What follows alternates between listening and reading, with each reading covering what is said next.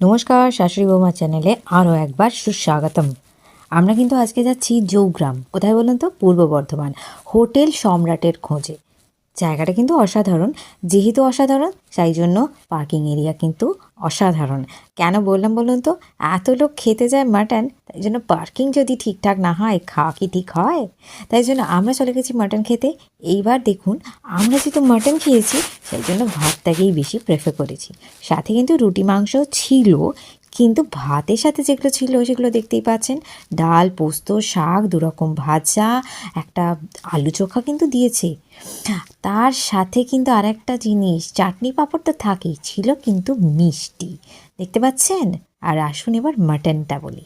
মাটনটা এত সুন্দর সেদ্ধ হয়েছে আর এত সুন্দর টেস্ট, বলতে বলতে আমার নিজের জিভেই জল চলে আসছে।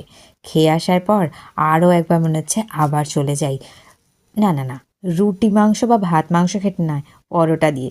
তার সাথে লাইক অ্যান্ড সাবস্ক্রাইব কিন্তু চাই অবশ্যই।